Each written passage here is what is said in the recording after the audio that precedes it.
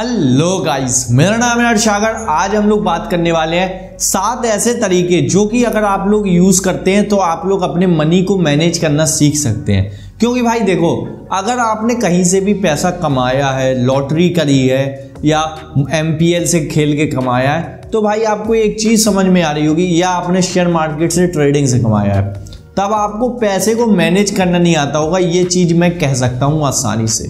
पता है क्यों? क्योंकि जब जो लोग होते हैं ना, जो भी लोग लॉटरी के अंदर पैसा जीतते हैं, उनकी कंडीशन वापस नॉर्मल हो जाती है। 90% लोग जहां से शुरू हुए थे वहीं पे पहुंच जाते हैं, क्योंकि उन लोगों को पैसे को मैनेज करना नहीं आता। जैसा कि 2004 में एक KVC में बंदा ने 4 करोड़ रुपए जीते थे, वो आज फ्लॉप हो चुके हैं। उनकी यहां तक कि इतनी खराब कंडीशन आ चुकी थी कि उनका डिवोर्स भी होने वाला था। अब आप सोच लीजिए भाई, पैसे को मैनेज करना आपके लिए कितना आवश्यक हो सकता है।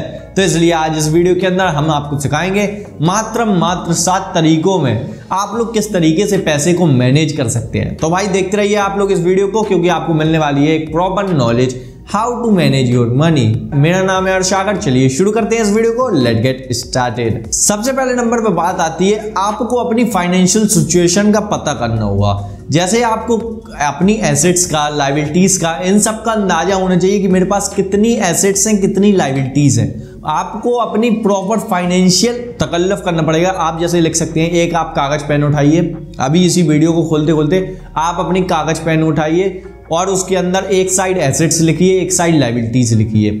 आपको ये पता लगेगा, और उसके साथ उसके रुपए की कीमत जरूर लिखना, क्योंकि रुपए की कीमत अगर आप नहीं निकलेंगे तो भाई फाइनेंस में रुपया ही सब कुछ होता है। ठीक है, आपको एक साइड एसेट्स लिखनी है, एक साइड लायबिलिटीज। भाई एसेट्स आपकी हो सकती हैं, आपके नाम पे कुछ घर हो, आपके नाम पे कोई बंगला हो, आपके नाम पे कोई कार हो, कोई कंपनी के शेयर्स हो, कोई आपकी दुकान हो जो आपके नाम पे हो, या जो भी आपने दुकान में अपना पैसा लगाया हुआ था वो भी आपकी एक एसेट ही होगी।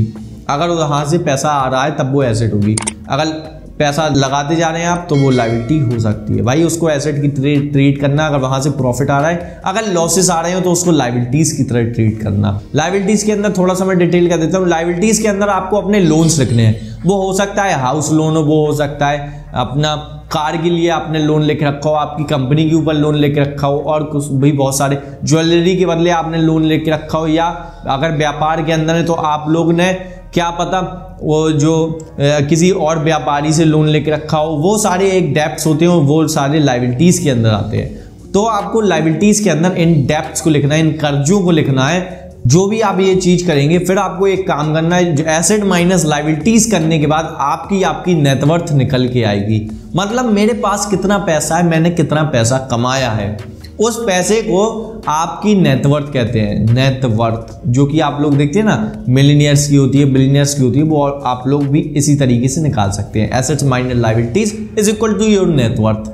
भाई आपने अब अपनी नेटवर्थ निकाल ली, उसके हिसाब से हो सकता है ये किसी की 10 लाख हो सकता है 15 लाख हो सकता है 50-60 लाख हो, तो आप वो आपकी नेटवर्थ है। उसके हिसाब से आपको अब समझना है, हम लोग अपने समझेंगे कि हम मिडिल क्लास हैं, हम लोअर मिडिल क्लास हैं, या हम अपर मिडिल क्लास हैं, या हम पुअर क्लास हैं।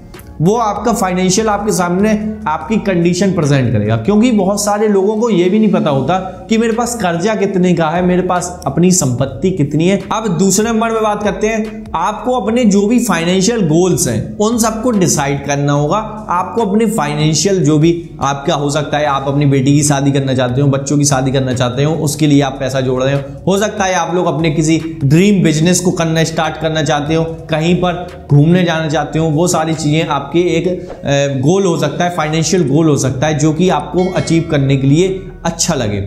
हो सकता है इसके अंदर आपका घर बनाना हो सकता है मर्सिडीज खरीदना हो, और भी बहुत सारे गोल्स हो सकते हैं। मैं गोल को प्लान करने के लिए कुबेरा ऐप का यूज करता हूं। अगर आपको उस कुबेरा का ऐप का यूज करना है, वहां से आप लोग अपने गोल भी प्लान कर सकते हैं, और आप लोग वहीं से इन्वेस्ट भी कर सकते हैं उन गोल को अचीव करने के लिए। Link in the description. अगर आपको और भी ज्यादा कुबेरा के बारे में नॉलेज चाहिए तो आई बटन में वीडियो है, वहां से जाके देख लीजिएगा। तीसरे नंबर में बात करते हैं, आपको अपना बजट बनाना है। बजट का मतलब ये नहीं होता कि आपको कंजूसी करना चालू करना। आपकी जो फाइनेंशियल सिचुएशन है उसके हिसाब से जो आप लोग खर्चा कर रहे हैं, हो सकता है वो कहीं पे आप पार्टी करने जा रहे हो, कहीं पे अपने दोस्तों के साथ खर्चा कर रहे हो, कहीं गेड़ियां मारने जा रहे हो, कहीं कॉलेज में जा रहे हो, तो ये सारे खर्चे आपके सामने निकल के आएंगे कि ये कितने रुपए के हैं। जब आप लोग उस खर्चों को करेंगे ना, आप एक बात समझिए, आपकी जैसे आमदनी है 20,000 रुपये पर मंथ और आप लोग 2-3 हज़ार रुपये अपने दोस्तों के ऊपर उड़ा दे रहे हैं, तब आपको वो हकीकत समझ में आएगी कि भाई देखो यार, जो मैं सोचता था 10-15 रुपए में क्या होता है, मेरे को पता लग रहा है भाई 3,000 का मेरे का मैं दोस्तों के ऊपर खर्चे करने दे रहा हूँ। तो ये सारी चीजें आपको समझ में आएंगी। इस कंसेप्ट को लेके आपको पता पड़ेगा कि हम भाई कितना खर्चा किसी और या कहीं अनयूजुअल एक्सपेंसेस के ऊपर खर्च कर दे रहे थे। उन खर्चों को बचाना है, उसी को बजटिंग कहते हैं। आपको उस पैसे को कहीं और यूटिलाइज कर सकते हैं, उसको बजटिंग कहते हैं। आपको ये अपनी जो एक्सपेंसेस की है ट्रीटमेंट, वो सारा कुछ पता लगता है बजटिंग के अंदर। इसलिए मैं कहता हूं आप बजट का यूज करें, बजट बनाएं और बजट के हिसाब से ही अपने जो भी एक्सपेंसेस है उन सबको ट्रीट करें। भाई देखो, जापान इसलिए आगे क्योंकि वहां पे बजट बनाया जाता है, उस पे हर घर में बजट बनता है। लेकिन हमारे इंडिया में बड़े शहर को छोड़कर छोटे शहर में मिडिल क्लास फैमिली कोई बजट नहीं बनाता। इसलिए आप ये देख पाएंगे कि जो मिडिल क्लास इंसान पहले था वही मिडिल क्लास इंसान आज भी वही मिडिल क्लास इंसान रह गया है। इसलिए आपको बजट बनाना आज ही से चालू करना है, क्योंकि बजट एक फाइनेंशियल प्लानिंग का गोल है। गुड बजट करके एक ऐप होता है, लिंक डिस्क्रिप्शन में जाके वो उसको भी यूज कर सकते हैं आप अपने बजट वगैरह को बनाने के लिए। चौथे नंबर पे बात आती है इमरजेंसी फंड। आपको अपना इमरजेंसी फंड क्रिएट करना चाहिए। पता है क्यों? कोरोना के दौरान आपने देखा होगा कि बहुत सारे लोग, बहुत सारे ऐसे भी मकान मालिक थे जिन्हों के पास कुछ खाने के लिए भी पैसा नहीं था। भाई समझ रहे हो, इस हिसाब की कंडीशन हो गई थी क्योंकि उनके पास इमरजेंसी फंड नहीं था। अगर वो लोग ऐसे ही कुछ इमरजेंसी फंड बना के रखते तो वहां से उनका जीविका आराम से चलती रहती, उनको पैसों की तंगी नहीं आती। इसलिए मैं आपसे भी कहना चाहता हूं, क्या आपने अपना इमरजेंसी फंड बनाया हुआ है? अगर आप बिजनेस करते हैं तो क्या आपने अपना रिजर्व एंड सरप्लस फंड बनाया हुआ है? नहीं तो आज ही से बनाना चालू करें, क्योंकि ये इमरजेंसी फंड हो सकता है आपको कब काम आ जाए। कब आपको कोई अपना ड्रीम अचीव करना हो तब ये काम आ सकता है, जब आपको कोई अपना बिजनेस स्टार्ट करना हो तब ये काम आ सकता है, और भी बहुत सारी जगहों में ये हमारा इमरजेंसी फंड काम आ सकता है। तो आज ही से बनाएं, तुरंत जाके अपना इमरजेंसी फंड बनाएं। आपको अपने रिटायरमेंट के लिए प्लान करना चाहिए। पता है क्यों? क्योंकि हम लोग की जो एज इन कंडीशन नॉर्मल वे लेते हैं, 60 साल तक हम लोग काम कर सकते हैं। अगर 60 साल तक काम करने के बाद हमारे, मान लीजिए ऐसा भाई होना तो नहीं चाहिए किसी के साथ, लेकिन आजकल जो ट्रेंड चल रहा है उसी के हिसाब से मैं बता रहा हूँ, बेटे अपने माँ बाप को अपने साथ नहीं रखना चाहते, वो लोग उनको वृद्ध आश्रम भेज जाते हैं। तो भाई उस समय पे हमारे पास जब कोई ना हो तब हमारे पास हमारा रिटायरमेंट का रुपये हो, उस रिटायरमेंट के रुपये को आपको इकट्ठा करना होगा, आपको बचाना होगा। आज से अगर आप सेविंग चालू करेंगे तो अपने रिटायरमेंट के लिए वो पूंजी को इकट्ठा कर पाएंगे। आज मैं थोड़ा सा एग्जाम्पल आपको देना चाहूँगा कि मान लीजिए हम लोग कहते हैं कि जैसे हम वर्क कर सकते हैं, 60 साल तक वर्क करते हैं, 80-85 साल हमारी एज होती है। 80-85 साल तक का फंड हमारे पास होना चाहिए, या ऐसी कोई आय होनी चाहिए जहाँ से हमारे पास पैसा आता रहे, और हमारे जो निजी खर्चे हैं वो सारे खर्चे चलते रहने चाहिए। इसलिए आपको एक अपना रिटायरमेंट बजट बनाना होगा। रिटायरमेंट के लिए कितना आपको रुपए चाहिए ये भी मैं आपको बता दूंगा। जो भी खर्चे आपके आज हैं, जैसे फॉर एग्जांपल इसमें ये वाली खर्चे जोड़िएगा, रोटी दाल भाजी, रहना खाना और कपड़े वगैरह, ये सारी चीज़ों को जोड़ के आपने एक बजट बनाया कि भाई मेरा खर्चा पर मंथ 10,000 का है या 15,000 का है, मैक्स टू मैक्स इतना ही आएगा। उसके हिसाब से आपको इन्फ्लेशन एडजस्ट करनी होगी 6% पर एनम के हिसाब से। उसके हिसाब से आपको पता लग जाएगा कि आपको एट द एंड लगभग रिटायरमेंट पीरियड में आपको अपने पास कितना पैसा पर मंथ चाहिए होगा। जो मैंने निकाला था वो स्क्रीनशॉट इधर पे दिखा दूंगा। 1,80,000 रुपए आपको पर मंथ चाहिए होगा, क्योंकि इन्फ्लेशन तब तक बहुत ज़्यादा बढ़ चुकी होगी, जो आज खाने के रेट हैं वो भी बढ़ चुके होंगे, ऐसा मेरा मानना है। अगर आपको ये सारी चीजें समझ में नहीं आ रही हैं तो आप कमेंट करके बता सकते हैं। रिटायरमेंट का बजट आपको बनाना इसलिए भी अनिवार्य है क्योंकि भाई देखो, हम किसी के ऊपर रिलाई नहीं होने चाहते, हम इंडिपेंडेंट ही रहना चाहते हैं, इंडिपेंडेंट ही बनना चाहते हैं। जो हम पूरी अपनी जिंदगी में नहीं कर पाए वो रिटायरमेंट के पैसों से हम लोग अपनी इस जिंदगी के अंदर लुत्फ उठाना चाहते हैं।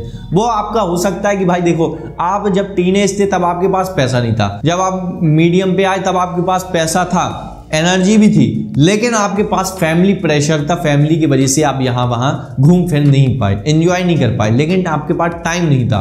अब आपका ओल्ड हो गए हैं तो आपके पास एनर्जी नहीं है, टाइम भी है, पैसा भी है। तो भाई हमको एंजॉय करने के लिए, हमको घूमने फिरने के लिए और थोड़ा बहुत जो हमको स्पेशल ट्रीटमेंट चाहिए, वो सारी चीज़ों के लिए पैसा चाहिए होगा।